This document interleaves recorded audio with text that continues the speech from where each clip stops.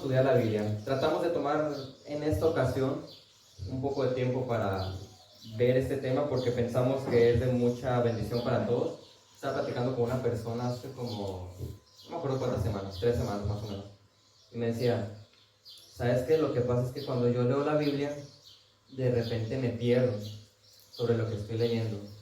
Y no sé dónde estoy, y como que de repente batallamos para entender qué es lo que nos está diciendo la Biblia, o batallamos para ver, ok, pero ¿y esto que acabo de leer, qué? ¿Cómo lo aplico? De repente leemos todas las genealogías que encontramos en el Antiguo Testamento ¿y esto qué? ¿Qué tiene relevante para nosotros? Entonces hay varias partes de la Biblia que a veces batallamos para ubicarlas en el lugar correcto, o cómo se deben de interpretar, o en qué parte de nuestra vida se va a aplicar. Miren, por ejemplo, hablando de esto, de la Biblia, ¿han pensado en qué pasa cuando compramos, digamos, un aparato? Imagínense que compramos una parrilla, la agarramos la parrilla del Sam's y viene un instructivo, ¿verdad? Entonces, ¿qué tenemos que hacer para que esa parrilla funcione correctamente? Tenemos que leer el instructivo, ¿verdad? ¿Qué pasa si me salto algún paso del instructivo? De repente, o me van a sobrar piezas o me van a faltar. Y yo no entiendo ni por qué, y posiblemente no va a funcionar bien, en este caso la parrilla que acabamos de comprar. Porque el instructivo nos va indicando el camino que debemos de tomar. Y de la misma manera, la Biblia nos indica qué camino tomar. Pero si nosotros no utilizamos correctamente la Biblia, así como el instructivo, si no usamos el instructivo de la vida, que es la Biblia, de la manera correcta, nos van a faltar cosas en nuestras vidas. O vamos a tener cosas de más que no debemos de tener. Entonces, por eso es bien importante ver que la palabra nos guíe de la manera correcta. Por eso la lectura de la palabra, por sí sola, no va a generar nada si no lo hacemos de la manera correcta. Ayer hablábamos, ¿no?, en varones, y mencionamos eso de que sí, la lectura de la palabra en el creyente es fundamental. Pero si no lo hacemos correctamente, no va a tener los resultados que buscamos. Entonces vamos a ver cómo estudiar la Biblia en 2 aspectos bien sencillos para que no se nos pase. Son aspectos necesarios para un estudio eficaz de la Biblia. Y estos aspectos van a ser 2 cosas: preparación y método. ¿Ok? Preparación y método. En la preparación vamos a ver estas 5 cositas, rapidísimo, ¿eh? No crean que vamos a estar mucho tiempo en ellos. Vamos a ver que nuestra preparación tiene que ver con nuestra vida, entendimiento, oración, deseo y humildad. Sé que lo quieren apuntar algunos. Ahorita, conforme vayamos avanzando, los vamos a volver a mencionar, ¿ok? Y en cuanto al método, eso es un poco ya más técnico, pero es bien importante también. Vamos a ver la importancia de la observación, exploración, comprobación, interpretación y aplicación. Si tenemos esas 2 cosas, de la preparación y el método, y nos ajustamos a las 5 cosas que vamos a ver de cada uno de los 2 aspectos, van a ver cómo en su vida va a ser muy diferente cuando estudien la Biblia o cuando la lean. Un problema común, por ejemplo, es llegar a la Biblia de manera mística. A veces pensamos que la Biblia es como mágica. De repente dicen, es que la persona se va a convertir por el oír la palabra de Dios. Si yo le leí que Jesús lloró, ya con eso puede ser salvo la persona. ¿Sí o no? No. ¿Por qué no? ¿Qué necesita escuchar la persona? El Evangelio. El Evangelio. Y decir que leyó en la parte que dice Jesús lloró no es el Evangelio en sí. La palabra tiene poder, pero también sabemos que la palabra tiene un orden. Y que hay partes que hablan del Evangelio y otras que hablan del Padre, del infierno, etc. Entonces hay también maneras místicas de llegar a la Biblia donde de repente digo yo, ¿qué me va a decir Dios el día de hoy? Vamos a ver, me cayó aquí Salmo 41. O de repente estoy orando y, Señor, quiero que esta muchacha me haga caso. Y abro la Biblia y dice, haz tuyo todo aquello que tú quisieras, o algo así. No, mira, ahí voy y piso a la muchacha porque Dios me dice que para que sea mía esta mujer. No, eso es místico, así no funciona la palabra. Es tomar textos fuera de contexto. Y cuando yo agarro una porción fuera de su contexto, yo puedo hacer que la Biblia diga lo que yo quiero que diga. Voy a ajustarla de tal manera que yo puedo decir, mira, es que la Biblia me permite hacer lo que yo quiera porque saco algo fuera de contexto. Por eso hoy existen tantos pastores que están robando a las iglesias, tantas personas que están siguiendo mal el liderazgo de cómo debe ser la iglesia, entre otras cosas, porque agarramos algo fuera de contexto. Por eso hoy hay tanto carismático, agarro lo del Espíritu Santo y lo voy a hacer algo bien místico, porque no es dentro del contexto de lo que dice la Biblia. Entonces vamos rápidamente a ver el primer aspecto, que es la preparación. Y lo primero que vemos de la preparación es vida. Observen lo que dice aquí 1 Corintios 2:14. Si hay preguntas, comentarios, levantan la mano y algún hermano seguro les va a llevar el micrófono, ¿ok? Entonces, 1 Corintios 2:14. Pero el hombre natural no acepta las cosas del Espíritu de Dios, porque para él son necedad y no las puede entender, porque son cosas que se disciernen espiritualmente. Miren, si nosotros queremos estudiar la Biblia y entenderla y aceptarla y vivirla, si primeramente no tenemos vida espiritual, nada va a suceder. Yo puedo leerla completa tantas veces como yo pueda, pero alguien muerto espiritualmente no va a discernir las cosas espirituales. No va a entender nada de lo que esto dice. Ahora hay gente que entiende de alguna manera la lógica de cómo está escrito esto, pero no la va a aceptar ni la va a aplicar porque no va a discernir espiritualmente que lo necesita hacer. Entonces eso es primordial, es bien importante. Vida espiritual. No podemos ver las verdades bíblicas, creerlas, aceptarlas si no contamos con el Espíritu Santo para que nos capacite para aceptarlo y que nos redarguya y que nos capacite y que nos haga crecer. Y ciertamente invitamos al no creyente a leer la Biblia, porque ¿cómo va a ser creyente alguien? ¿Por el oír qué? La palabra de Dios. Claro, tiene poder para que el Señor, por gracia, le dé el don de la fe. Pero si no ha cambiado, si no ha sido regenerado, o sea, si no ha nacido de nuevo, si no es creyente, esta persona va a hacer nada. Entonces, si tú en tu día a día de repente notas que estás leyendo y nada pasa, evalúate. A ver, ¿por qué no presto la atención que voy a prestar a la Biblia? ¿Por qué no está generando el cambio que debe generar en mí? ¿Por qué no tengo a lo mejor tanto interés? ¿O por qué cuando la leo, ya de ahí no la vivo? ¿O no me interesa ver de qué manera aplicarla? Porque si eso sucede, a lo mejor yo ni siquiera estoy vivo espiritualmente. Y estoy siguiendo una tradición o la costumbre de que tengo que leer. Por eso es bien importante evaluar primero que nada tu vida espiritual. Rápido, vámonos a lo que sigue. Entendimiento. Para prepararnos a leer la Biblia necesitamos cierto entendimiento, pero no un entendimiento completo de la Biblia. Observen, toda la Escritura es inspirada por Dios. ¿Qué es esto? ¿Qué significa inspirado? Que tiene el soplo de Dios. ¿Que tiene el soplo de Dios? ¿Que viene de Dios?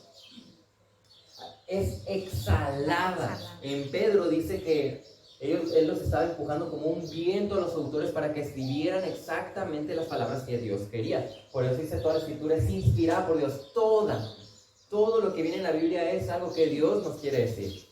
Por lo tanto, es útil para estas cosas: enseñar, aprender, corregir e instruir. Y el propósito de todas estas cosas es que el hombre de Dios sea perfecto y que esté equipado para hacer toda buena obra. Es decir, nosotros no tenemos el entendimiento al leer la Biblia de qué es la Biblia, de que es literalmente la palabra de Dios, de que esto es literalmente lo que Dios nos ha revelado a nosotros. Dios te está diciendo: mira, si tú quieres saber algo sobre mí, si tú quieres saber algo sobre cómo vivir, cómo pensar, qué desear, aquí está. Esto es lo que yo te tengo que decir.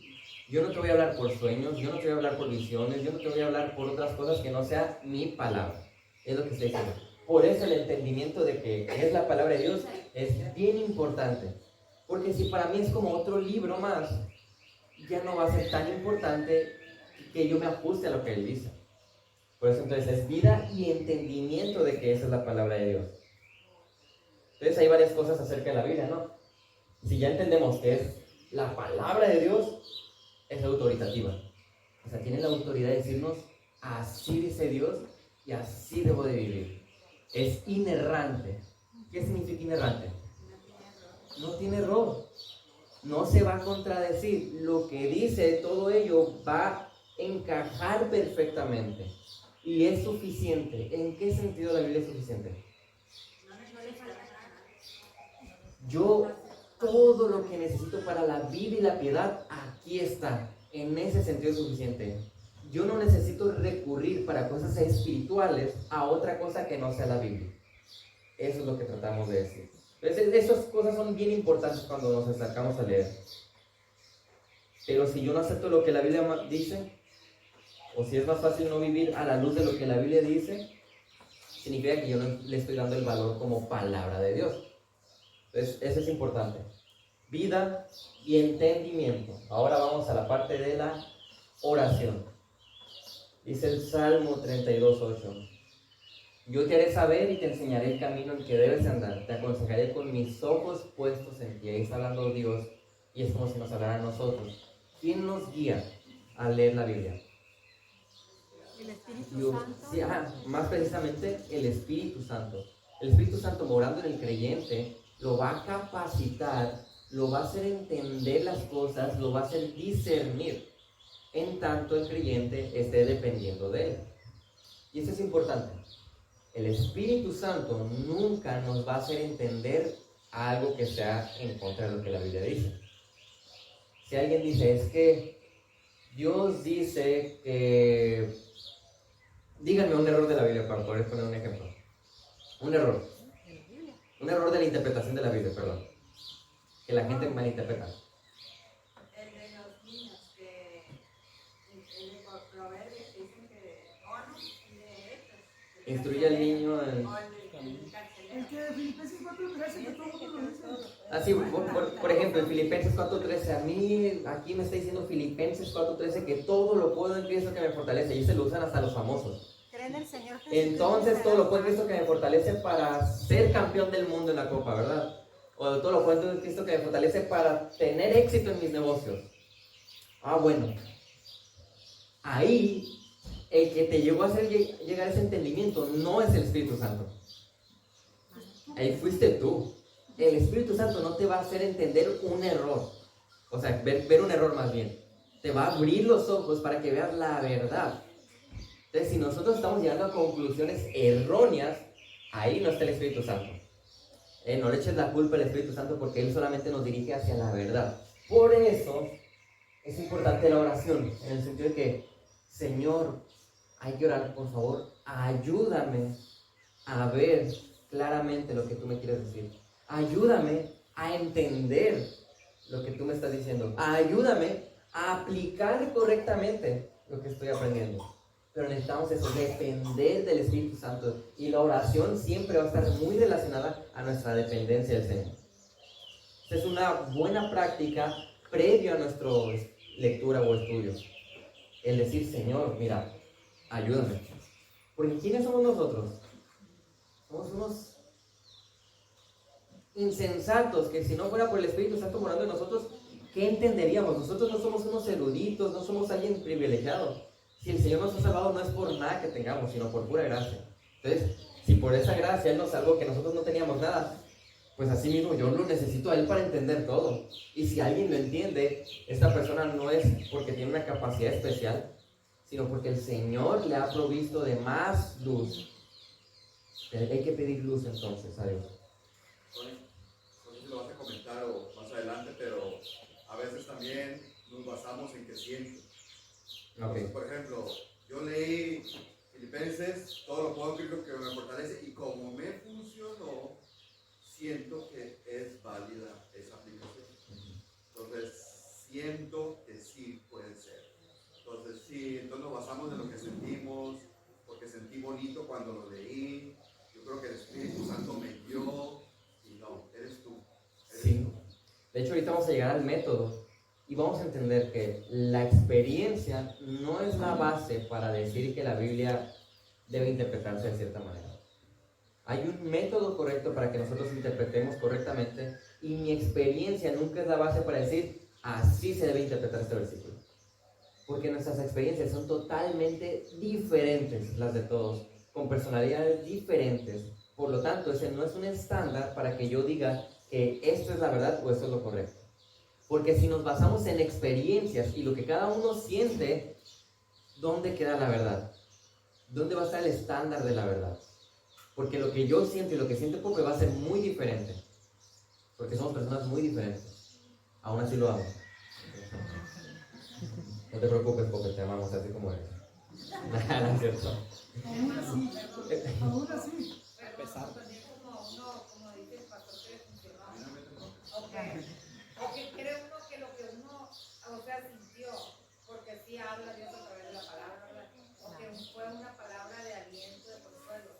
Uno quiere meter ese versículo así como dices tú, a otra persona, porque sí, con esto te vas a sentir mejor, pero es la obra del Espíritu Santo en cada quien. Yo no puedo decirle, este tal y ya va a ser feliz. Pues porque a uno sí le funcionó, pero la escritura se interpreta, pero a cada quien le acomoda, no sé cómo decirlo. Sí, el Señor Es de aliento, pues. va a tocar de manera diferente en nuestros corazones con diferentes partes de la Biblia, aunque ciertamente hay partes que específicamente van a hablar de la ira o específicamente van a hablar del duelo, pero son muchas. Entonces hay muchas cosas del duelo y a mí me va a lo mejor el Señor a conmover con una parte del duelo diferente que la de usted, en ese caso, ¿no? Pero sí, es verdad. Entonces llegamos a la parte del deseo. En esta parte de la preparación, antes de yo leer, es bien importante evaluar esto. 1 Pedro 2:2, deseen como niños recién nacidos la leche pura de la palabra para que por ella crezcan para salvación. Y crecer para salvación es la santificación. La verdad, si nos acercamos a la Biblia sin deseo, es bien difícil que yo vaya a entender algo, que yo vaya a saborear algo, que yo quiera aplicar algo. Porque no te interesa. Si no dices es porque no nos interesa. Y cuando algo no nos interesa, no estamos prestando la atención que debemos de prestar. No estamos abiertos a recibir lo que tenemos que recibir. Entonces, evidentemente, ninguno nace con un deseo así natural. Ya hay hábitos que tenemos que desarrollar para que entonces crezca el deseo en nosotros. Y eso empieza por iniciar leyendo, ¿no? Pero aún el mismo deseo el Señor te lo pone. Claro. O sea, lo desarrolla sí, con el hábito. Pero ya después el mismo Señor te va poniendo deseo. Y ese exactamente el Señor nos lo pone, pero siempre y cuando nosotros estemos haciendo nuestro trabajo de desarrollar este hábito. Si yo estoy tirado en la cama y Señor, dame el deseo de leer y luego me pongo en el celular. Pues no, ¿verdad? ¿Cómo vas a desarrollar un deseo si no empiezas a hacerlo? Pero si el Señor pone ese deseo, mientras nosotros hacemos nuestra parte. El deseo de la palabra siempre va a ser una señal en tu vida del hambre que tienes por Dios, del deseo que tienes por Dios, de qué tanto disfrutamos a Dios. Porque imagínense, ¿cómo sé yo que quiero a una persona? Cuando yo la escucho, ¿verdad? Si yo no puedo escuchar a la persona, si no soporto escucharla, no la quiero realmente. O sea, si yo no soportara escuchar a Abby, pues realmente no la amo como mi esposa. Entonces, ¿cómo voy a escuchar yo a Dios? Aquí solamente. Y si yo no soporto leer, o si no tengo tiempo para leer, ¿qué estamos escuchando de Dios? Pues es bien importante esta parte del deseo porque nos va a ayudar mucho a evaluar cómo está nuestro corazón, previo a acercarnos a la lectura, al estudio. Y finalmente, en esta parte de la preparación, humildad. Santiago 1:21, por lo cual, desechando toda inmundicia y todo resto de malicia, reciban ustedes con humildad la palabra implantada, que es poderosa para salvar sus almas. La clave del estudio de la palabra va a recaer casi por completo en la humildad que nosotros tengamos para acercarnos a ella. ¿Por qué creen que la humildad es importante? Porque necesitamos reconocer. Sí, es el reconocimiento del pecado que ella nos está mostrando. ¿Qué más dijeron por acá? Reconocer que soy un inútil, yo sin Cristo. Sí, exactamente. Es el reconocimiento de nuestra condición, el reconocimiento de nuestra necesidad y el sometimiento de aceptar lo que me dice, tienes que cambiar, estás mal acá. Entonces la humildad es fundamental, porque si yo no tengo la humildad, yo voy a decir no. Yo no debo amar a Abby como Cristo amó a la iglesia y yo puedo seguir siendo un machista con ella. No. Yo como mujer, yo como mujer no tengo que someterme a mi esposo como la Biblia dice que debo someterme a él. No, yo como hijo yo no tengo que honrar a los padres. Y bueno, así nos vamos como con cualquier parte de la Biblia, pero la humildad es clave. Miren, hay gente que se dedica a estudiar la Biblia, que se dedica literalmente a eso, y a ellos le llaman crítica textual. Entonces esta crítica textual se encarga de ser muy observadores y bien minuciosos de lo que la Biblia dice. Y el mayor problema de estas personas es que pueden encontrar muchas cosas en la Biblia, pero no las creen y no las aceptan. Claro, el principal problema es que están muertos espiritualmente, pero no tienen esa humildad de recibir estas palabras. Así que, rápidamente vemos el repasito. Necesitamos vida espiritual. Acá lo tenemos todo. Necesitamos vida espiritual para ver y creer lo que la Biblia dice. ¿Para qué necesitamos el entendimiento? ¿Para valorar qué? Que esta es la palabra de Dios, para valorar la verdad y el valor que tiene la Biblia. ¿Necesitamos la oración para qué? ¿Para pedir qué? Que nos dé hambre, que nos guíe. Que nos dé entendimiento y todo esto, ¿no? ¿Para qué necesitamos el deseo? Para acercarnos a ella y adquirir este conocimiento y crecimiento. ¿Y para qué necesitamos la humildad? Para aceptar lo que la palabra dice. Exacto, recibir y aceptar la palabra. Iba a decir algo, fíjense, ahorita que está leyendo esto y se me olvidó que era. Rayos, ni modo. A lo mejor ahorita me regreso. Pero bueno, híjole. Y era importante y dije, ahorita que terminamos de ver estas partes lo voy a decir, pero se me fue. Cuando alguien tiene mucho intelecto, tiene el intelecto lleno de mucho entendimiento, de mucho conocimiento, y sin el espíritu, como dijiste ahorita, y se acerca a la palabra, y hay partes de la palabra por su mismo intelecto que tiene lleno de todo lo de basura, como le decía Pablo, no acepta la palabra.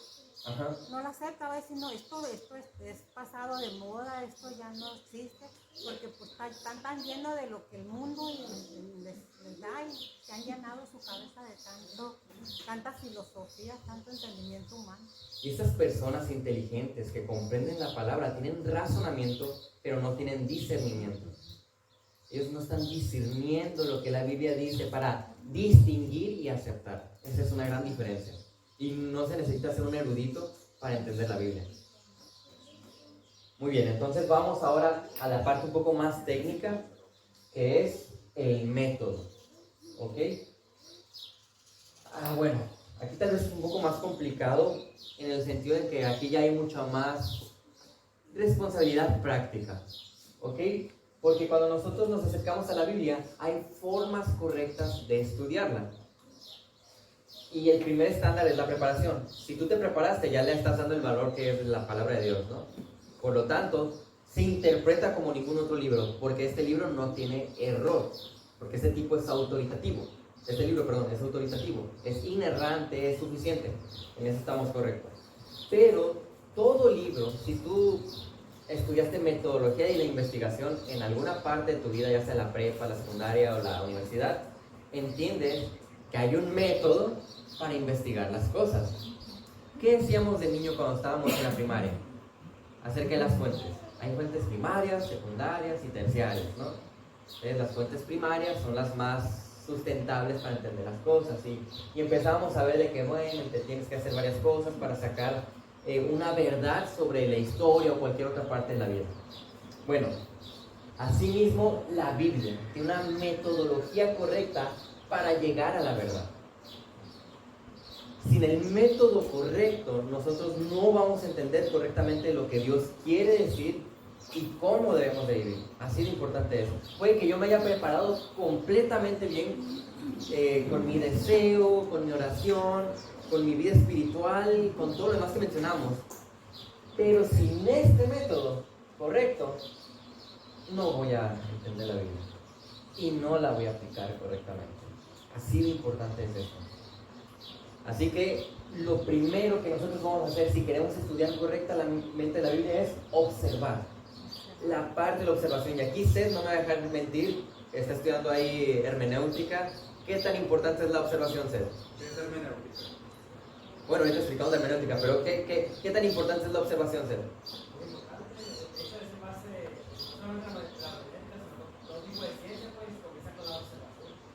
Exactamente. Cada aspecto científico que ha sido comprobado ha partido de esta parte, de la observación. Ahora, hermenéutica. La hermenéutica es un método que nosotros utilizamos de investigación para poder interpretar correctamente la Biblia. Un método de estudio, vaya, ¿sí? Que no nomás se usa en la Biblia. No, la hermenéutica es algo general. Por eso, si tú estudias metodología de la investigación en cualquier parte, vas a escuchar la palabra hermenéutica. Y es eso, la hermenéutica nos va a ayudar a adentrarnos para investigar algo. ¿Okay? Ahora, hay muchos tipos de hermenéutica, correctos e incorrectos. Pero vamos a enfocarnos primero aquí en la parte de la observación. Entonces, lo primero es observar el texto detalladamente. Si yo estoy leyendo la Biblia, debo observar detalladamente qué dice el texto. Salmo 32, 8 dice: yo te haré saber y te enseñaré el camino que debes andar, te aconsejaré con mis ojos puestos en ti, como leímos ahorita. Tenemos que entender que voy a confiar en Dios, en que Él me va a guiar, pero yo tengo que acercarme a la Biblia y ver detalladamente qué es lo que me está diciendo. ¿Por qué utilizo este verbo? ¿Por qué hablo de esta manera a esta persona? ¿Por qué está repitiendo tantas veces este atributo de Dios? Detalles como esos. ¿Por qué aquí dijo pero? Está cambiando, ¿verdad? ¿Por qué aquí dice sí? Es una condicional. Todas estas cosas nos van a ayudar. Hace poquito vimos en Apocalipsis que hablaba sobre el libro de la vida, ¿no? Y no sea quitado tu nombre, el libro de la vida. Y muchos usan ese argumento para decir: mira, ahí está el versículo que nos dice que se pierde la salvación porque está diciendo que se puede quitar tu nombre del libro de la vida. No. ¿Dónde está el sí? ¿Dónde está la condición? ¿Dónde el Señor está condicionando? Y ya cuando lees el contexto, no, ahí no hay ninguna condición, ahí es una promesa. Entonces, si nosotros no somos observadores al acercarnos a la Biblia, no vamos a entender mucho lo que ella dice. En la observación también se considera el contexto histórico.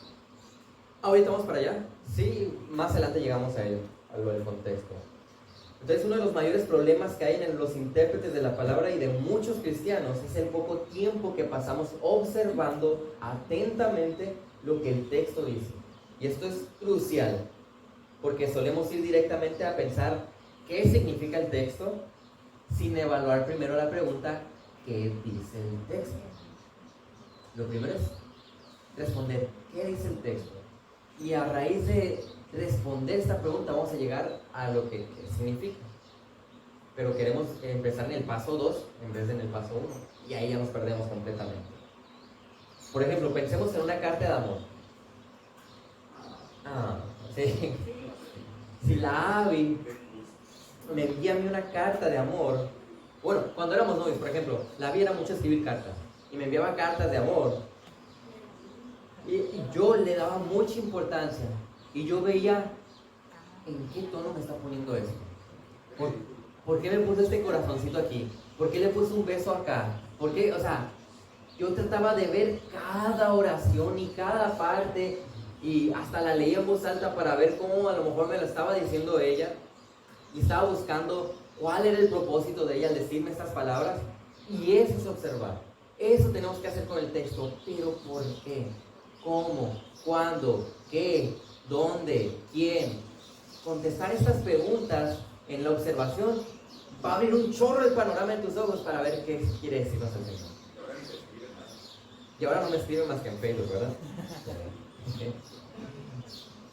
No sé si vas a explicar cómo en el contexto usan las palabras los autores. Sí, ahorita cuando llegamos al contexto lo mencionamos. Porque una coma puede cambiar todo. Sí, exactamente. Nosotros tenemos que observar cada coma, cada punto, cada signo de interrogación, de admiración. Esto nos habla de muchas cosas. Si yo estoy leyendo y el Señor los destruirá, así dice Él. No, hay signos de admiración y el Señor los destruirá, así dice Él. Bueno, el tono que está utilizando Dios aquí es: hay juicio. Está fuerte lo que me está diciendo. Por ejemplo, ejemplo, como dice Corintios 14, creo, Pablo, cuando está hablando sobre los dones, y les dice, ustedes ambicionen los mejores dones. Entonces la gente cree que Pablo les está diciendo que busquen los mejores dones. Y no, está usando el sarcasmo para decir que ustedes buscan los mejores dones. Exacto. Ser así. Y luego les dice que busquen mejores dones del amor. O sea, si no entiendes el tono que el autor está usando, puedes malinterpretarlo. Si la observación nos va a ayudar muchas veces a ver, mira, aquí está haciendo una hipérbole. Hipérbole es como algo parecido al sarcasmo. O aquí está haciendo un tono fuerte de regaño, condenación. Aquí está siendo tierno. Todo este tipo de cosas lo vemos por medio de observar bien lo que el texto dice. ¿Ok?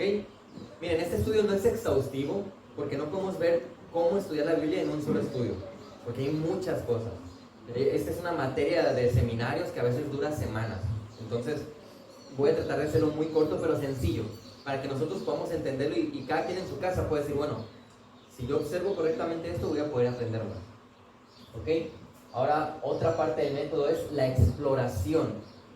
Dice Proverbios 21:1, el que ama la instrucción ama el conocimiento, pero el que odia la reprensión es torpe.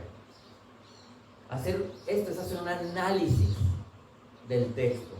Y para hacer un análisis y una exploración tenemos que investigar el contexto. Dicen que tal vez la regla más importante de la hermenéutica, del estudio de la Biblia, se basa en 3 cosas. Y es una broma, ¿no? Ellos dicen, se basa en contexto, contexto y contexto. O sea, que tú estés de verdad bien abierto tus ojos en ver qué dice el contexto. Y bueno, hay varios tipos de contexto. Yo les voy a explicar 3 así rapidito para que puedan entenderlos de manera sencilla en sus casas. Existe el contexto histórico. ¿De qué trata el contexto histórico? ¿A qué se les viene a la mente? Lo que estaba pasando. ¿Lo que está pasando dónde?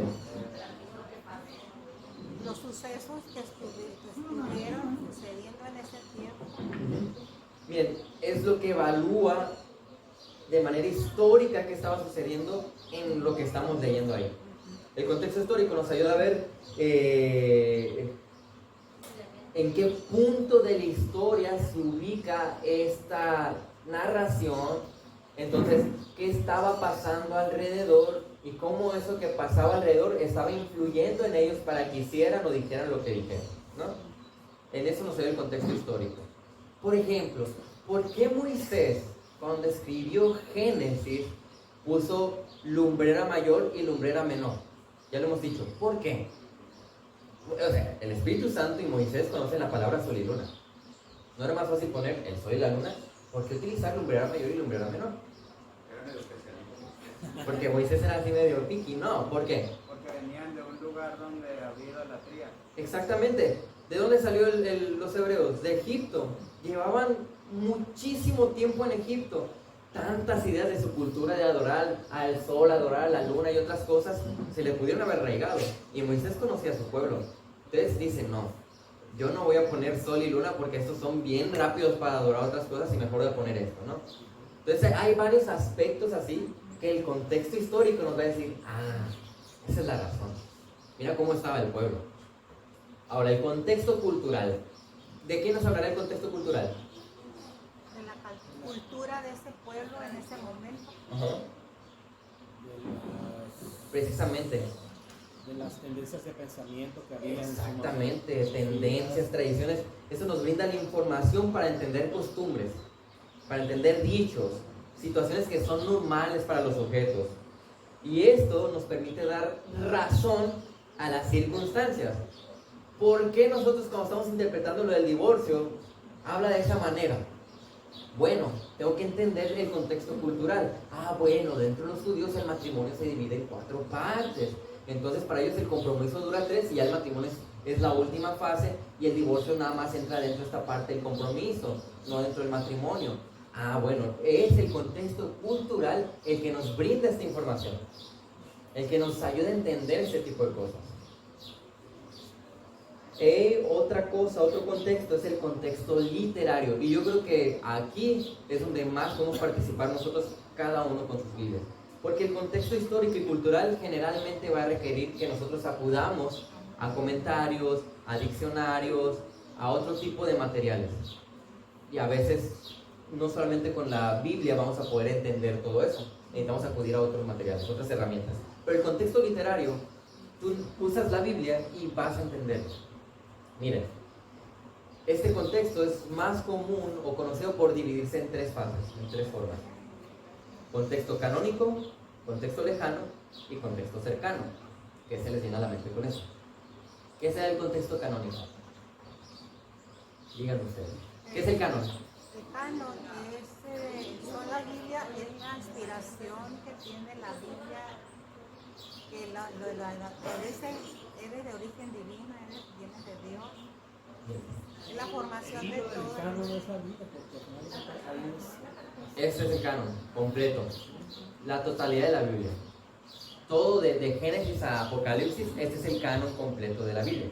Entonces, cuando yo analizo un texto, debo de analizarlo en base al contexto de toda la Biblia. ¿Dónde se encuentra este texto en toda la Biblia? ¿En qué punto se encuentra? Y ahorita vamos a hacer una línea del tiempo para que vamos a entender mejor eso. Pero ¿en qué punto de la historia está la destrucción del templo? Más aquí. Ok, ahora, el contexto lejano es agarrar el libro que estás leyendo. Vamos a decir que yo estoy en Lucas 23 y el contexto lejano es todo lo que me dice este libro. ¿En qué punto del texto está del libro? ¿En qué parte del libro está este texto? Ah, está aquí. ¿Qué lo está rodeando? ¿Qué situaciones lo rodean antes y después? Y el contexto cercano es ya ver en el mismo capítulo los versículos anteriores y posteriores para ver ya toda la historia y la situación que estaba pasando. Si nosotros hacemos eso, con que ubiquemos en qué parte de la historia o en qué parte de la Biblia o en qué parte del libro está el texto, eso nos brinda la información necesaria para ver más lejos en el terreno, ver más por qué las circunstancias, por qué las situaciones. ¿Qué me dijiste ahorita lo literario? Sí, que se iba a mencionar algo de... El uso de las palabras según el contexto. Sí, ajá. Por ejemplo, no sé si vas a mencionar algo del divorcio. Ah, sí. Bueno, no pensaba ser tan específico, pero la Biblia utiliza ciertas palabras de acuerdo al contexto. Entonces hay contextos literarios que nos van a indicar por qué dice de esta manera, o contextos culturales que nos dicen, bueno, utilizan esta palabra porque en su cultura era habitual que esta palabra se utilizara para esta situación. ¿Sí, no? Pero ya si quieres ser más específico. Y a lo que iba, por ejemplo, entender el contexto de la Biblia. ¿Por qué toda la Biblia dice que no permite el divorcio? Y resulta que el único que lo dice es Mateo. ¿Por qué? Yo tengo que entender el contexto cultural. Entonces, si yo profundizo y entiendo que Mateo escribió el Evangelio para los judíos, Sí. y resulta que la palabra que dijo para divorcio es la palabra repudio, es la misma que usó en el mismo Evangelio de Mateo para José y María. Entonces hay una explicación lógica, pero si entiendo el contexto cultural de Mateo. Así es. Si yo lo saco de Mateo y lo hago general a la Biblia, puede llegar a la interpretación que llegan todos los divorcistas, de que sí se permite el divorcio. Entonces hay una explicación de por qué usó la misma palabra para María y José y nada más Mateo lo usa. ¿Y por qué Corintios Pablo usa la palabra separación y no divorcio? Porque es lo que muchos creen que es divorcio. Entonces ya podemos entender, si entendemos cómo cada autor usa una palabra y por qué la usa, con su contexto vamos a entender. Sí, creo que sí lo mencioné, pero más ambiguo, ¿verdad? Un poco más de que había 4 fases del matrimonio. Pero bueno, sí. Si quieres me callo. No te estoy callando, pero no me escuchaste a lo mejor, ¿no? Pero sí, es bien importante, incluso en el contexto, nosotros tenemos que responder la pregunta de quién es el autor y a quién está escribiendo. ¿Quién está hablando y a quién? Esas preguntas son muy importantes responderlas, hermano. Eso que se menciona en ese punto es muy relevante porque en ocasiones hay personas que pueden interpretar que la Biblia se equivoca o tiene errores o que se contradice. Sí, el problema es esta, no estamos observando correctamente ni estamos explorando correctamente cuando llegamos a conclusiones erróneas como esta. Vamos un poco más rápido porque si no, no lo vamos a hacer. Comprobación. Hechos 17:11. Estos eran más nobles que los de Tesalónica, pues recibieron la palabra con toda solicitud, escudriñando diariamente las escrituras para ver si estas cosas eran así. Los de Berea estaban atentos a ver si lo que decían era realmente y están corroborando que lo que decían era verdad. Nosotros tenemos que corroborar que estamos llegando a la conclusión correcta. Antes de decir, esta es la interpretación, yo tengo que corroborar. Yo no soy un erudito. Yo necesito comprobar que realmente mi conclusión es la adecuada. Y para esto hay materiales. Necesitamos ayuda para eso. Y a lo largo de la historia todos han requerido de ayuda para interpretar correctamente la Biblia. Los que escribieron esto tenían el Espíritu Santo inspirándolos para escribir estas palabras. A partir de ahí, cualquier persona que intentó estudiar la Biblia necesita corroborar, comprobar que está llegando a la conclusión correcta. Y si yo no hago esto, y la verdad es lo que casi siempre pasa con nosotros, es cuando empezamos a interpretar incorrectamente y aplicar incorrectamente. Porque no tenemos a veces la humildad de decir, tengo que preguntar.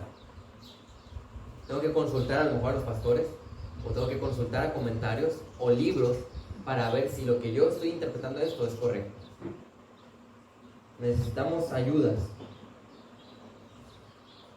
Porque la verdad hay personas que han dedicado muchísimos años de su vida a estudios de la Biblia o a libros que nos van a brindar información, que nos van a hacer corroborar mi conclusión. ¿Cuánto tengo yo estudiando? ¿Cuánto tengo yo leyendo la Biblia o estudiando tal pasaje en comparación de esta persona? Que incluso esta persona, para llegar a muchas de sus conclusiones, tuvo que corroborar con otros eruditos, otras personas. ¿Vas a mencionar los tipos de libros de consulta? No tenemos tiempo para... Pues miren, hay diccionarios. Haz lo que quiero. Sí, hay diccionarios bíblicos que podemos consultar. Hay atlas bíblicos que nos ayudan a ver todo el mapa para ver en qué punto estaban y por qué. Dicen que ir a Jerusalén era ir para arriba cuando no está al norte. Decían que era ir para arriba porque estaba en una colina. Cosas como estas nos van a ayudar a entender por qué lo dicen de esta manera en el texto. Diccionarios, atlas, comentarios, diferentes versiones de la Biblia nos ayudan. ¿Pero todos los libros cristianos son buenos? No. Pues también ahí yo los animo a que en la parte de la corroboración acudan. Seth está estudiando, los pastores ya están estudiados y siguen estudiando, Will está estudiando, que se acerquen a personas como ellos que están un poco más preparados para dirigirnos tal vez sobre qué materiales acudir o sobre cómo llegar a ciertas conclusiones de interpretación. Porque no todo diccionario, no todo comentario es bueno. Entonces hay que ser cuidadosos ahí. Bueno, bueno, hay varios diccionarios. Por ejemplo, ahí tenemos en la biblioteca varios diccionarios bíblicos. Y todos ellos son buenos y son recomendables. Nos ayudan a ver por qué esta palabra dice así en tal parte de la Biblia. Ahora vamos a la interpretación. Según de Timoteo 2:15, procura con diligencia presentarte a Dios aprobado como obrero que no tiene de qué avergonzarse, que maneja con precisión la palabra de verdad. Y esta es la parte de la interpretación. Tenemos que ser bien precisos, porque al interpretar yo estoy diciendo, así dice Dios. Y si así no dice Dios, es una ofensa a Él. Por eso la interpretación es tan importante. Finalmente, ahora sí llegamos a la parte de responder la pregunta, ¿qué significa este texto? El significado, la interpretación es la base para decir, el Señor dice así. Y el miércoles hablamos eso de que hay alegorías, hay gente que alegoriza. Alegorizar es interpretar incorrectamente la palabra. Porque cuando yo alegorizo, yo estoy espiritualizando. Le estoy metiendo de mi cosecha a cosas que Dios no ha dicho. Exactamente, estamos omitiendo completamente la parte de la observación, el contexto y la corroboración cuando yo alegorizo. Es lo que hacían los griegos. Sí, sí. Los griegos tenían un sistema gnóstico que se basaba mucho en lo espiritual, y como querían espiritualizar todo, muchos de los pastores de la iglesia primitiva adoptaron este tipo de cultura y nació este tipo de interpretación alegórica. Está el famoso Agustín, que muchos lo defienden, pero él es uno de los padres de esta interpretación alegórica. Policarpo creo que también. El que Agustín es el padre de la alegoría. Sí, el que mencionó Brian el miércoles, olvidé su nombre. Pero bueno, son muchos que a veces los leemos nosotros y hay que ser muy cuidadosos porque estas personas, incluso Spurgeon, que lo mencionan como el príncipe de la predicación, es el príncipe de las alegorías. La verdad, alegorizan mucho la palabra. Y hoy en día hay muchos predicadores que nosotros seguimos que alegorizan mucho, que caen en esta parte de espiritualizar y por eso tenemos que pasar por todo el proceso de observar, de explorar, de corroborar para llegar a la correcta interpretación. Y al llegar a la correcta interpretación es básicamente responder la pregunta ¿qué significa el texto? A raíz de todo lo que estudié ya. Y Dios... O algunos no tienen mucha sustancia, son muy románticos, y por eso les gusta, en especial a algunas mujeres, como este que le gusta a los vegetarianos, que no te gusta a ti tampoco. El Paul David Fripp o el Timothy Keller. Timothy Keller, Sí. que les gusta mucho, especialmente a las mujeres porque habla muy bonito, pero realmente no tiene sustancia. La verdad, Sí. pues, no es recomendable. Sí, Pero habla muy bonito. a veces hay de repente... Yo tengo libros de él, uno muy bueno y el resto casi no. Sí, el problema con esas personas a veces, mira, el problema es su sistema tal vez hermenéutico. Yo creo que estas personas no tienen un sistema hermenéutico tan confiable y llegan a conclusiones equivocadas de la Biblia, a interpretaciones erróneas. Y todo es a raíz de que no están utilizando el sistema correcto. Y empezamos a romantizar y hacer como que todo suene mucho más rosa o bonito de lo que Dios está diciendo ahí. Perdón, es que acabo de escuchar una prédica de Esther Michelet, donde dice que se convirtió en chino. El evangelio se convirtió y que cuando él leyó los 10 mandamientos, él le dio mucho gusto porque no los tomó como imperativos, como mandamientos, sino como promesa. Que decía, no matarás, no robarás, no adulterarás. Y se puso bien contento porque el día me iba a hacer eso. Porque el evangelio. Bueno, Es es mala una... interpretación y la recuerdo. Porque él dijo, yo no le sé todo eso que él es un pecador. Él interpretó como promesas, no como mandamientos. Sí, yo creo que interpretó incorrectamente, pero porque son mandamientos, eso es lo que son.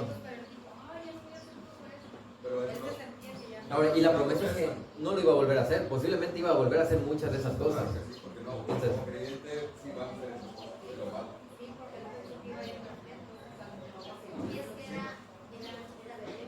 Sí, claro, era de esa clase. Cuando él vaya a fracasar, se va a dar cuenta que para eso es Uy, qué ánimo me da. Cristo, no porque va a fracasar. muy bien, entonces, interpretar es contestar la pregunta ¿qué significa?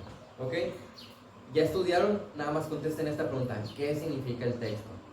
Y aún cuando ustedes hagan su interpretación, por favor, sigan corroborando, sigan acudiendo a las ayudas. Pero si yo interpreto un pasaje y de repente leo otro que parece lo contrario, Corroboren. Vamos al paso 1 otra vez, observemos, exploremos y corroboremos antes de interpretarlo. ya sé que estoy interpretando mal, porque Ah, no se puede contradecir. sí, es que la Biblia no se va a contradecir y entonces estoy interpretando mal uno de los dos pasajes. ¿Sí? O estoy entendiendo mal algo y ya que lo entienda va a compaginar, pero necesito volver otra vez al principio. Bien, y finalmente llegamos a la aplicación. Porque Esdras había dedicado su corazón a estudiar la ley del Señor, a practicarla y a enseñar sus estatutos y ordenanzas a Israel. Miren, la Biblia, los mensajes de la Biblia solamente tienen una interpretación, pero tienen variadas aplicaciones bíblicas, siempre y cuando se sujeten a la interpretación. Una aplicación que no se sujeta a la interpretación es errónea. ¿Ok? Siempre debe estar ligada a ver qué principios me está diciendo aquí. ¿Qué principios utiliza? A lo mejor el principio del matrimonio, el principio de obedecer a los padres, el principio del sometimiento. A raíz de los principios yo voy a aplicar. Y los indicativos, ¿qué es un indicativo? tú ahora eres nueva criatura en Cristo. Cristo hecho en ti, por lo tanto tú eres esto. Eres adoptado, eres regenerado, eres aceptado. Los indicativos van a decir, ok, si yo soy así, entonces debo ser de esta manera. Y los imperativos son literalmente los mandamientos que Dios dice aquí. No te quejes, no robes, desarrolla el contentamiento, etc. Todo este tipo de cosas yo las tengo que observar. Por eso empezamos desde el principio a observar, a ver, qué principios, qué indicativos, qué imperativos hay, y a raíz de todo eso que yo vea, se aplica de esta manera el texto. Y así aplica a mi vida, diferente a la de la hermana Marta, porque estamos viviendo etapas distintas. Pero siempre, no olviden esto, nunca separemos la aplicación de la interpretación. Nunca.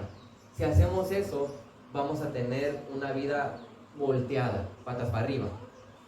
Ahora viendo el diseño de Dios para el matrimonio, para el hombre, pude entender cómo el Señor usó el matrimonio muchas veces para llevarnos a ver la relación que había entre ellos, entre la Trinidad. Y nosotros, yo lo recibía de otra manera. El Señor nos muestra muchas cosas por medio de ilustraciones. ¿Me ayudas tantito, Pope, a poner aquí el pizarrón? En esto va a ser rapidito porque no nos queda mucho tiempo. Pero lo que quiero hacer aquí rápidamente es una línea del tiempo de la historia de la Biblia. Y esta historia de la Biblia nos ayuda a ubicar las cosas en su lugar correcto para entender correctamente las cosas. A ver, un poquito más hacia acá. Ahí está. Oren para que no se caigan. ¿Sale? Muy bien, listo. Mucho, sí, ¿verdad? Permítanme, aquí tengo mi... Listo. Ok, no. A ver, ¿qué hice aquí? Permítanme. Ok. Vamos a hacer una línea del tiempo juntos. Miren, les iba a poner todo y fechas porque hay fechas. ¿Sabían? Por ejemplo, ¿cuánto tiempo tiene la existencia de la humanidad? Nosotros no podemos decir que la existencia tiene billones de años, porque entonces la Biblia es una mentira. ¿Ok?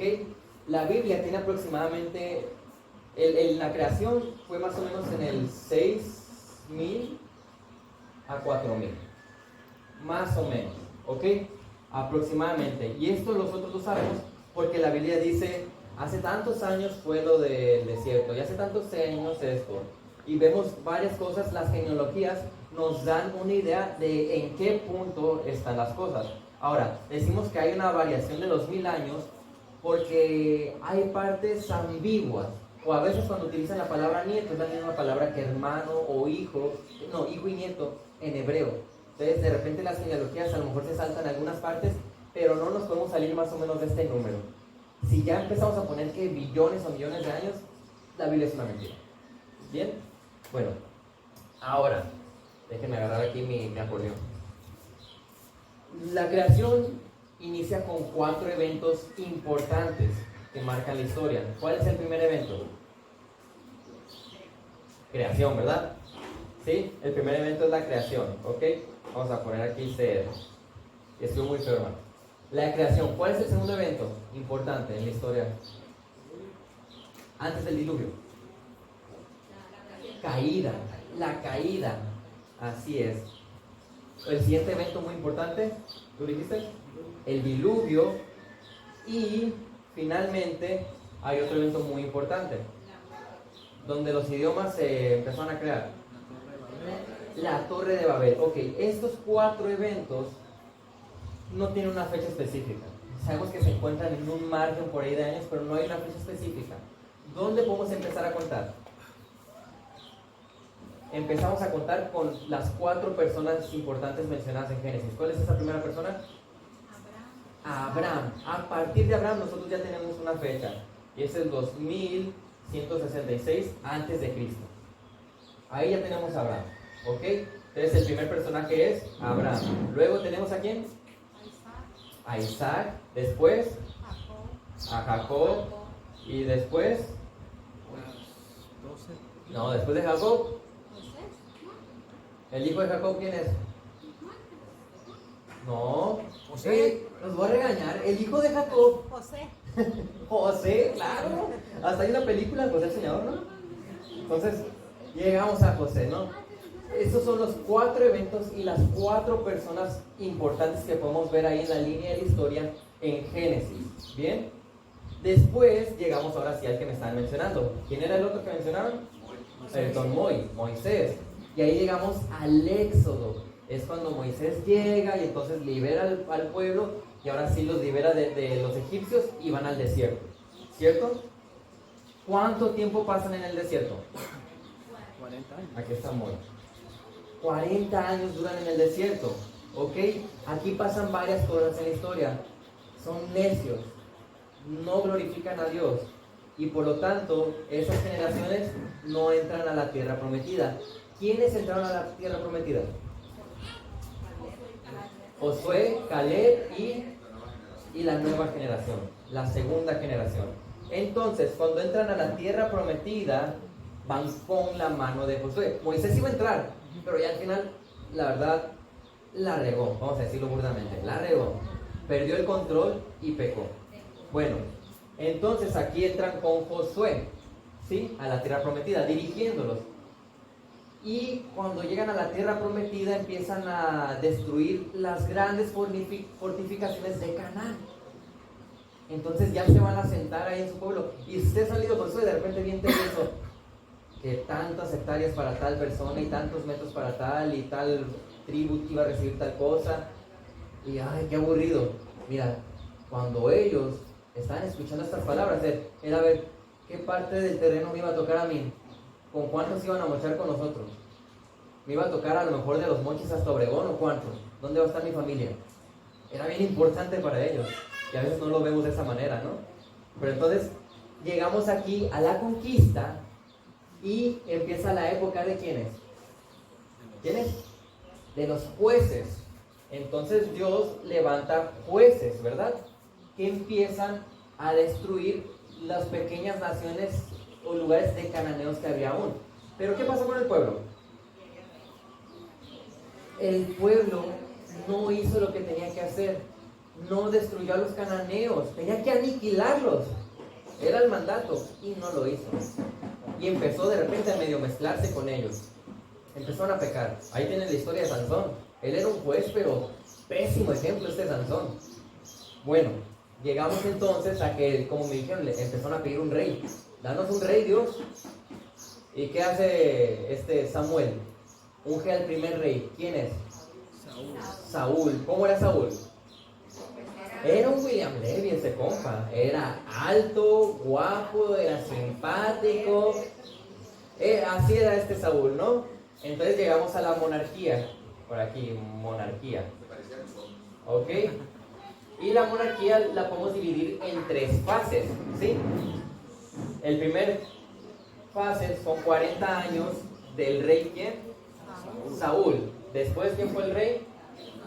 40 años del rey David y 40 años de Salomón. Bien, ahora, aquí hay algo interesante. Con David, cuando empezó a reinar, 10 tribus todavía no se sometieron a él. Sus primeros 7 años de reinado.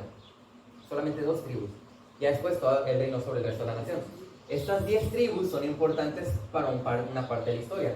Aquí, después de la muerte de Salomón, llegamos a un punto de la historia que se parte en 2. ¿Por qué? ¿Qué pasó aquí? El reino se dividió. Sí sabían que se dividió el reino, ¿verdad?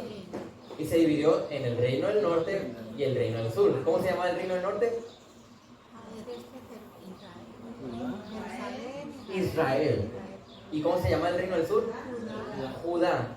Entonces 10 tribus se fueron para acá y 2 tribus para el sur. ¿Las tribus del sur cuáles eran? Ahí sí, ya patinamos todos, no se preocupen. Eran Judá y Benjamín. Y el resto estaba en el norte. ¿Bien?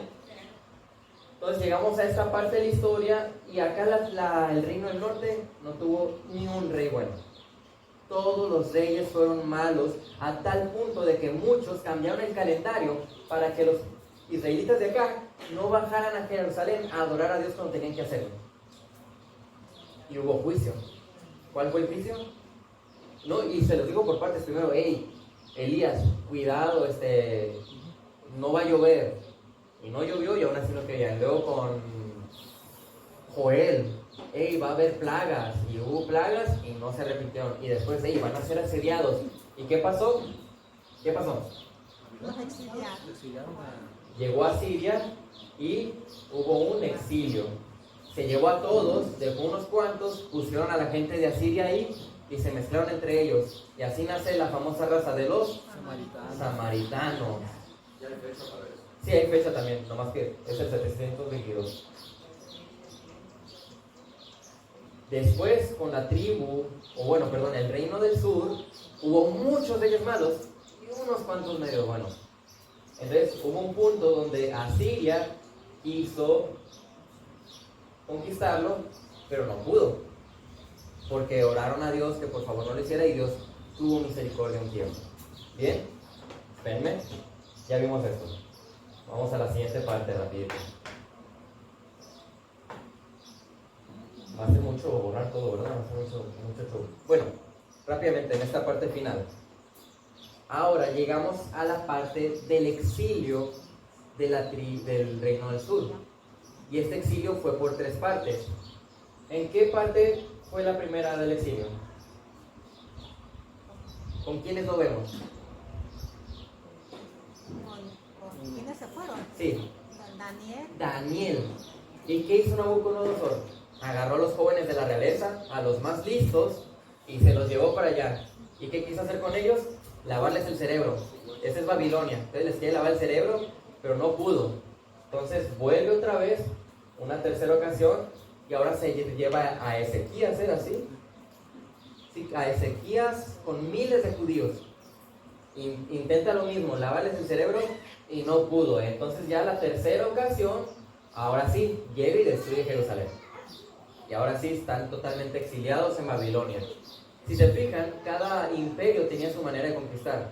Los asirios se llevaban unos cuantos, ponían otros en su nación y ya, se hacían a sus costumbres. Este Nabucodonosor decía, me llevo a estos, los incluyo y los vuelvo a mandar para que ahora tengan la cultura babiloniana. Cada quien tenía su manera, ¿no? Ahora, estando exiliados, vuelven igual en 3 fases. Primero vuelven con Zorobabel, al 70 años después de esta ocasión, vuelven. Y ese era un juicio de Dios que se cumplió exactamente 70 años después. Increíble.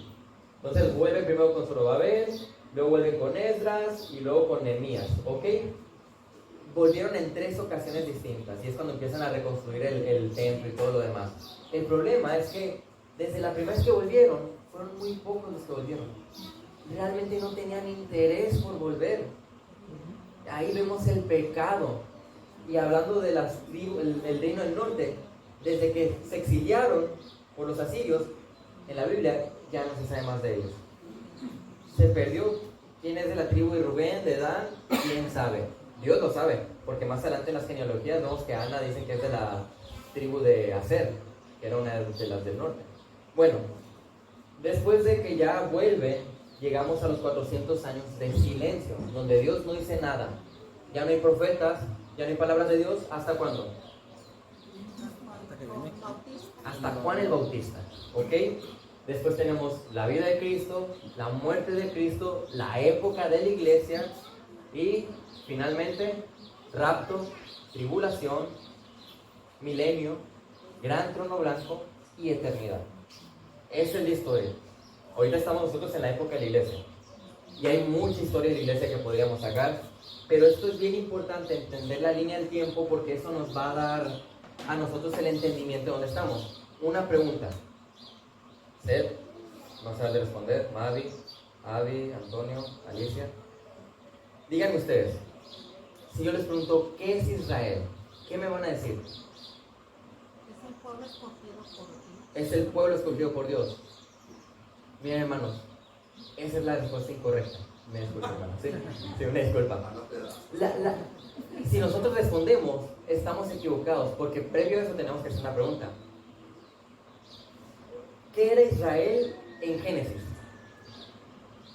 Cuando hablamos de esas 4 personas, ¿qué era Israel ahí? Pues era Jacob. Israel era una persona. Era Jacob. Este amigo era Israel, Jacob. Ok. Contra los ángeles. ¿Qué era Israel en el tiempo de la monarquía? Israel, Era una nación completa. ¿Y qué era Israel cuando ya estaba dividido? Era el reino del norte. Entonces, si yo leo en mi Biblia Israel, yo tengo que entender si está hablando de una persona, de una nación o del reino del norte. Y si yo veo la línea del tiempo, yo voy a ubicar en qué parte están sucediendo las cosas para yo entender mejor cuando leo mi Biblia. Si leo Daniel, ¿dónde está Daniel? ¿En qué punto de la historia? Bueno, Daniel está aquí, fue exiliado. Ok, todavía faltan otros 2 exilios y que vuelvan. Y acaba de dividirse el reino. Mande. Pero Israel está perdido. Sí, ya Israel, el reino del norte ya no está. Entonces, tengo que ubicar en qué parte de Israel. ¿Dónde está Esther? Está por acá, en el tercer exilio. Entonces, a raíz de, no se preocupen, a raíz del contexto, vamos a entender el texto. ¿Ok? Está clarito, ¿verdad? Más o menos. Yo ahí tengo, si me ayudas a aprender ahí el proyector, por favor. Ya terminamos, nada más quiero mostrarles algo que tengo ahí en las diapositivas, porque ya está recito. Miren, hermanos,